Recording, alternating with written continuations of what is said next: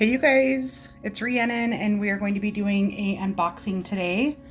We just received in the mail the Egyptian Gods Oracle deck from Silvana Alasia. This one I think is still on pre-order in the United States. I went ahead and picked it up from Book Depository in the UK because they have free worldwide shipping and they usually get their releases a little bit sooner than everyone else.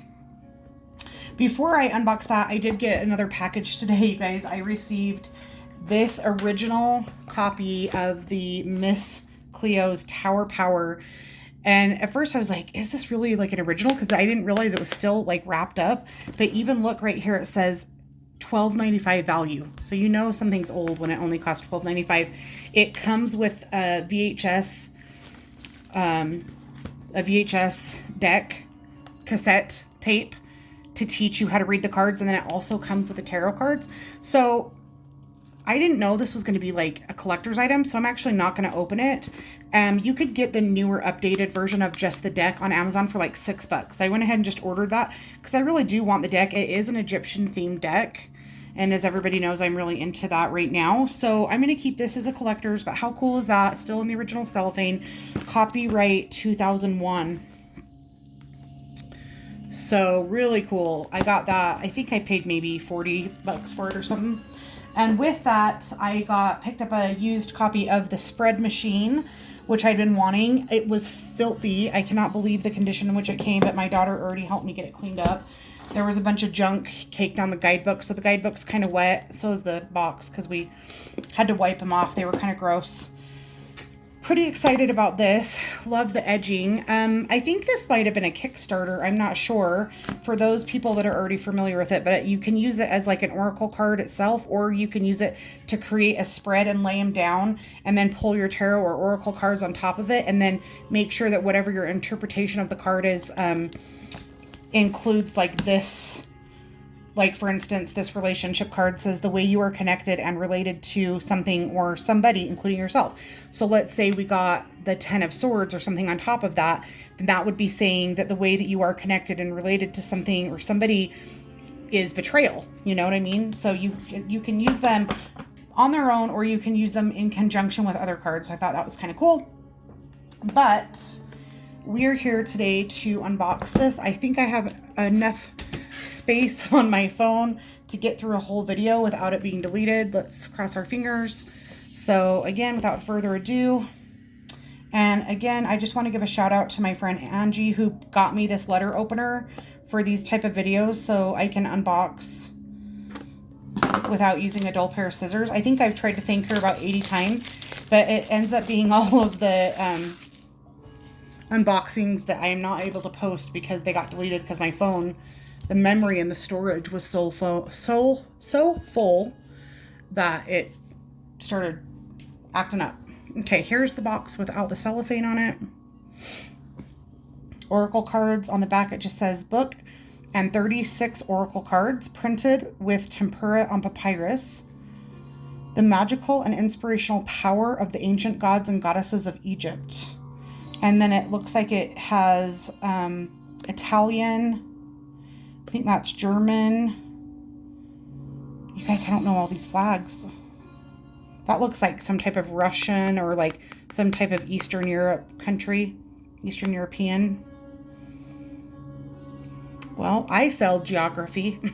So, yeah, but it comes with, looks like the guidebook will have multiple languages there. We'll set this here. I don't know if that's in frame or not.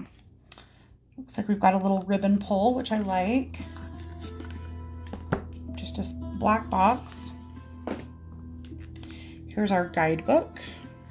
I'm guessing it's going to be a pretty basic guidebook if it's got all of those languages in it, because it's just basically the same information repeating and repeating. So, but there's only 36 cards. It's not that many. It does look like it is a low Scarabeo deck. But like I said, here in the US, it is still currently under pre-order. And I think that Amazon said that it's not going to be shipping until June. So if it looks like something that you want, you can go ahead and use my trick and order it from bookdepository.com. They have free worldwide shipping. I did that to get my Disney Villains deck early, as well as the Labyrinth Tarot deck early. Okay, so it looks like our first card is Ra with the keyword enlightening. From what I can tell, like the background's pretty similar. They have a very homogeneous look and vibe to them. Number 2, Amun-Ra. So see, for the longest, I didn't realize that Ra and Amun-Ra were not the same god. So I think Amun-Ra is his son. Creation. Shu. Order and peace. But these depictions are more like what you're going to see, you know, in the glyphs in Egypt, instead of just like an artist's interpretation, like the Osset deck, which I love. But this is more, you know, really the type of iconography you're going to see if you went to Egypt, which one day I hope to be able to go. Here we have Nut, understanding. So Nut is the sky goddess, the firmament. Geb, which I learned, Geb usually shows up underneath. So I think that's Geb there. But then he has his own card, prosperity. Oh, sorry, what was Nut's card was understanding.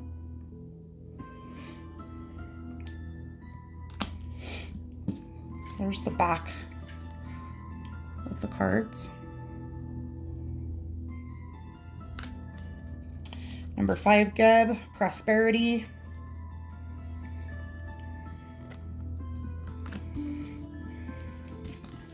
Six, we have Osiris, death and rebirth.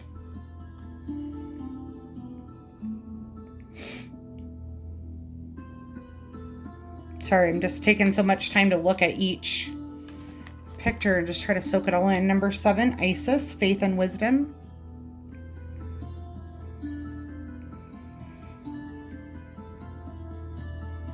I wonder why sometimes Isis is depicted with her wings and sometimes she's not. If anybody knows, leave a comment down below. Number 8, we have Seth. Like I said in my other unboxing, my second cousin channels Seth and has been doing so since the 80s and has written several books. His name is Mark Allen. You can look for some of his books. They're really amazing on Amazon. Seth is resentment. Number 9, Horus. Stability and equilibrium. It's easy to confuse Horus with Thoth because they both have bird heads, but Horus is a hawk and Thoth is a something. I can't pronounce it, but like I think it starts with the Ebonus or something like that. 10 is Nefedi, meditation. I need to go to Egypt, you guys. I need to go. Anubis, which really he's the one that's responsible for my current obsession. I had a quantum healing hypnosis done in January and I was like that color, my whole body. And it was like not like skin. It was almost like as if it were obsidian or some type of, you know, metal or something. And I was holding a staff. So Anubis transformation. Anubis takes you to Ma'at on the boat to have your heart weighed against the feather. Here's our Thoth, but in the Osset deck, his other name is Tahuti, which I didn't realize, and I actually really kind of like that. So Thoth, wholeness.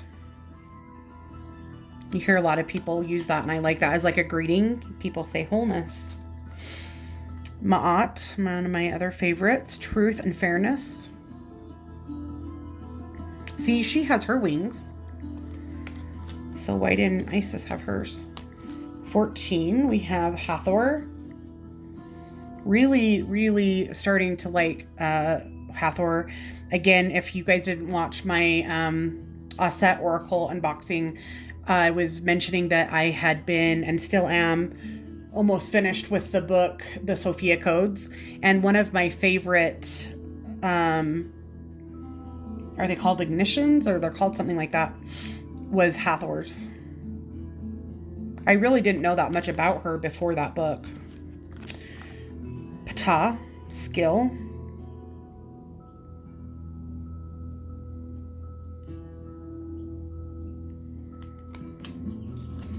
Baset, passion. So the cat lovers out there, this is probably your favorite deity.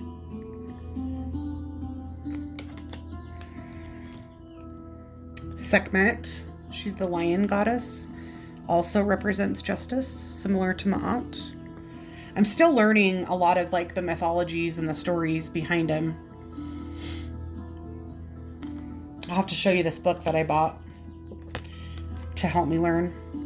18, Kefri, change. Oh, he's got a scarab face. I don't think I've ever seen this deity before.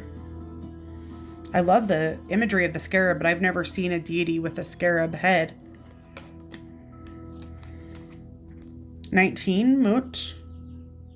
Being ordinary. Wow, I kind of want to look that one up in the guidebook, because sometimes, I mean, I think we tend to think that being ordinary would be like the worst thing to be, but I have a feeling that this is going to make being ordinary seem very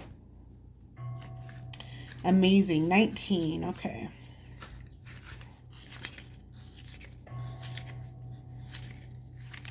Mut, being ordinary. Her name means mother.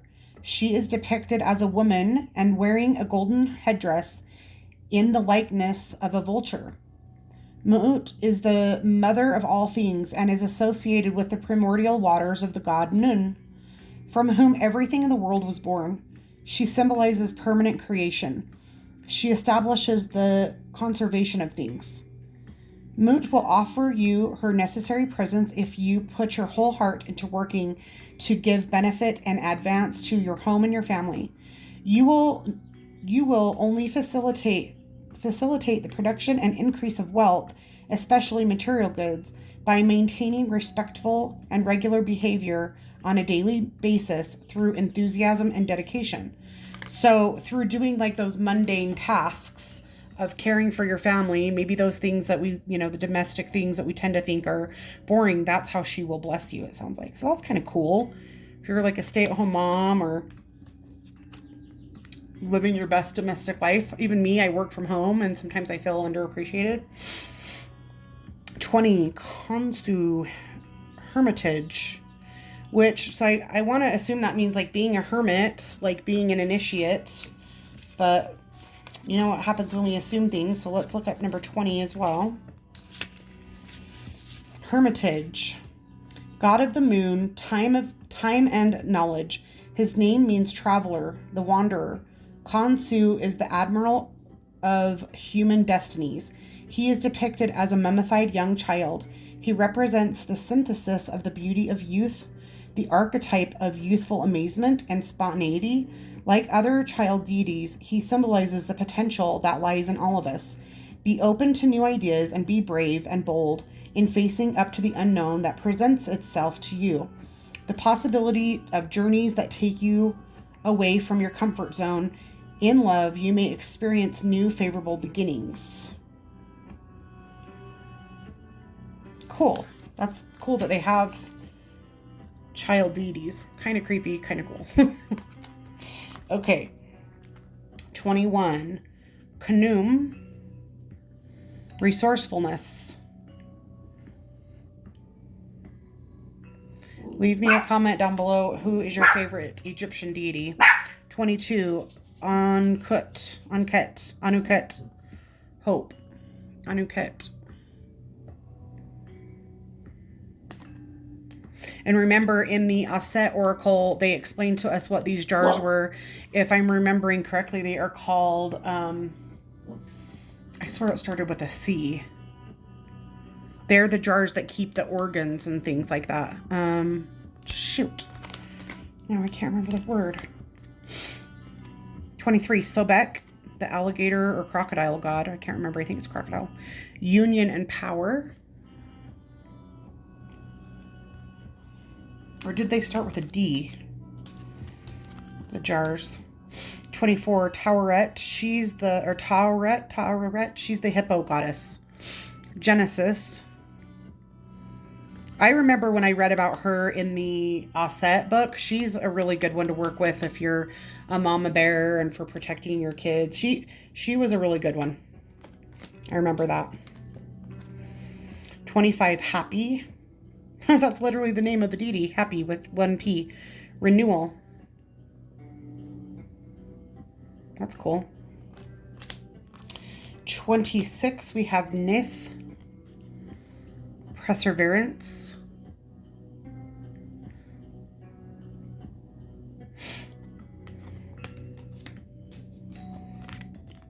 27 is Satet. Fruitfulness. So this must be like some fertility god. I was thinking at first, but that looks like a boob. So I think it's a goddess. 28 is Exploration.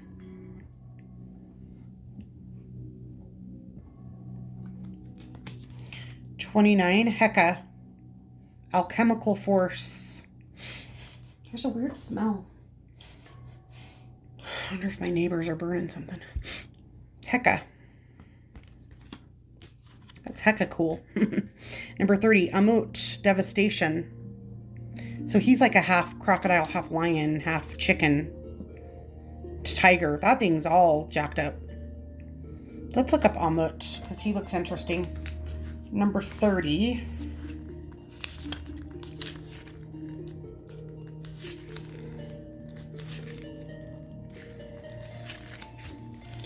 Amut, Devastation, god of hell and the afterlife. Hybrid figure of a lion, crocodile, and hippopotamus. I don't see the hippopotamus. I guess the back legs are hippopotamus.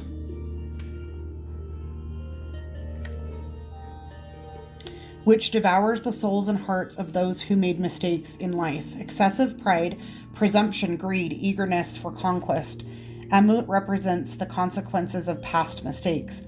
You may have to face a drastic change with the elimination of the lifestyle you were used to, or a crisis with your partner, or a painful breakup with the consequent collapse of your defenses. But everything can be resolved if you reflect as soon as possible on the solutions to bring about a positive change. You can give rise to a totally new recovery, change your perspective, and take up a new position. So you don't want to be going to hell. Number 30, Seshat, Wisdom. She's pretty. I like her dress.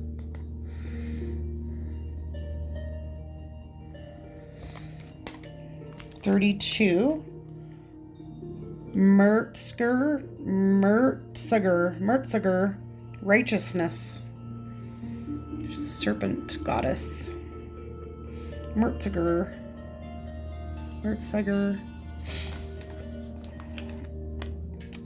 33, Selkus, Healing.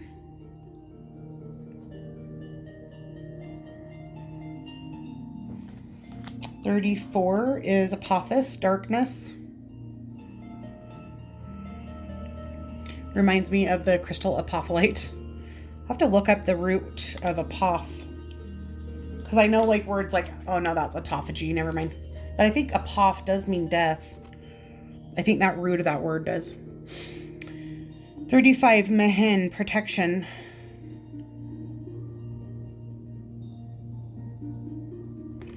And 36 is Nephritum, Completeness. So yeah, I think I'm pretty happy with it. I mean, at this point, am mostly just collecting.